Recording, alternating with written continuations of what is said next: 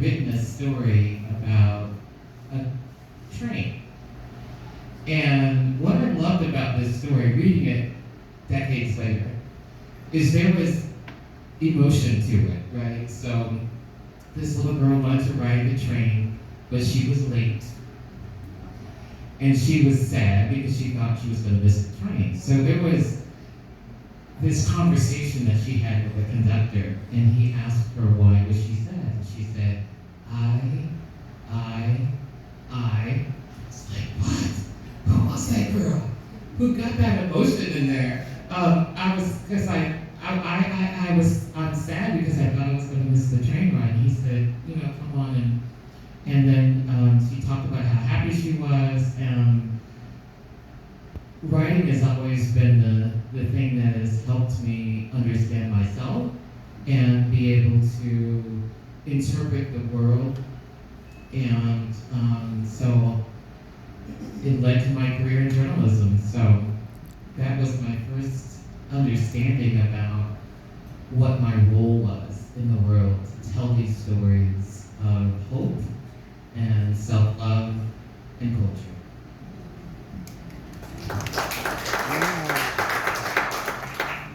Well, I'm Nostalgia, and a little bit about myself to add on to what was already said.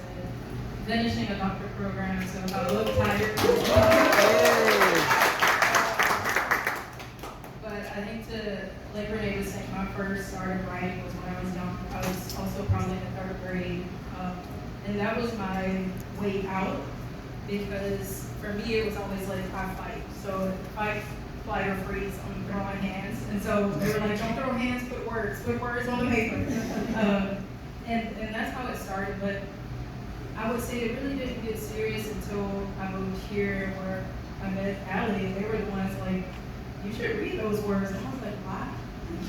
There's not a lot of black people here, because that's not it. Like when they were talking about the vernacular and just how we speak, I was like, oh, I gotta sound this way and that way. But Allie was one of the first people, even as my editor, who said, no, you should keep it that way. Is this how you want it to sound? And so coming here to Oregon was probably the start of me writing and getting my work out there. But as far as writing, it's been a long time. That kept me alive, and that just kept me out of the long term.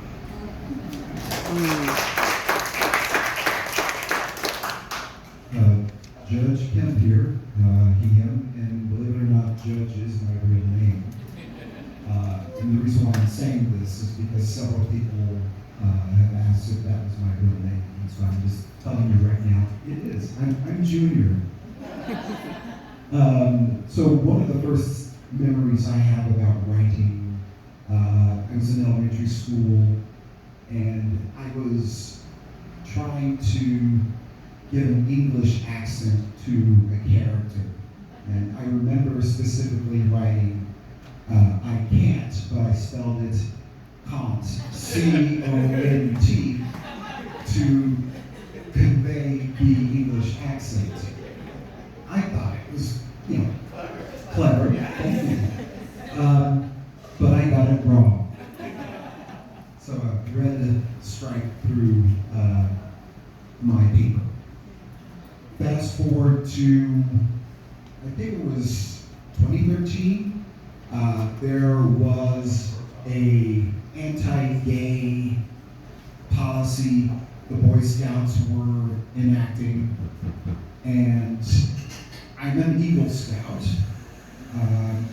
So I stuck it out all the way through Scouts, from Cub Scouts, Weeblos, into Boy Scouts to achieve my Eagle rank. And throughout for a protest, a lot of Eagle Scouts were returning their Eagle pins, Eagle badges and things like that. And so I thought about that, and I'm like, wait a minute, I can't do this because my mother sacrificed a lot of time and energy to make sure that I stayed in Scouts. And so because of that situation and the story, I had written a piece just out of the blue for a girlfriend of mine to take a look at, who had just happened to write something for Huffington Post. And she loved what I had written, and then submitted that to Huffington Post. And then from that moment graphic to post. So that is how I ended up getting involved with writing in general.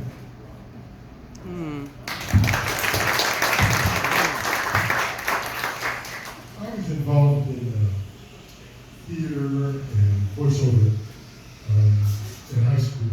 And then, somewhere in the middle of my professional life, a colleague of mine came to me and said, hey, I've written a poem for my husband for his 60th birthday. And I love your voice, would you read it?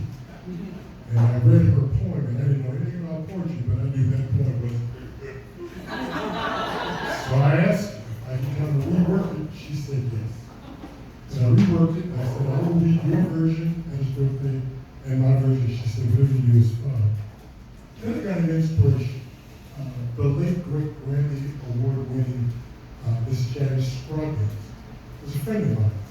And I called her up and said, I would love to record this poem for him while you play music.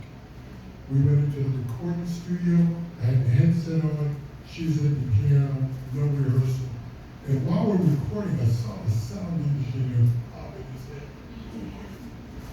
I was big. From that moment on, I was big. And I committed myself to studying craft, the craft of poetry. Not just writing a line or shaping it to look like a poem. It's one thing to play music by ear, but it's another thing to be able to play by ear and read sheet music. And the powerful story I love to tell in conclusion is if you ever go to Sailor's Old Country Kitchen out at Baltimore 5, when you exit, the exit side, there's a poem by Maya Angelou. And the first time I went by there, I looked at the poem, and I did what's called scanning. So she was writing a quatrain. You go there, there are 4 lines, space, 4 lines, 4 lines. Okay, she's writing, Mike was writing quatrains. Then I said, oh, she's writing with end rhymes, A, B, A, B, in those quatrains. Then I counted the syllables. In one line, so what it said was she just didn't write those just to make them look like a poem. There's a whole mathematical formula that goes into that poem. And that's the part about poetry that I'm speaking on, is the craft of poetry. And it all came about by someone asking me to write and read a poem written for a husband.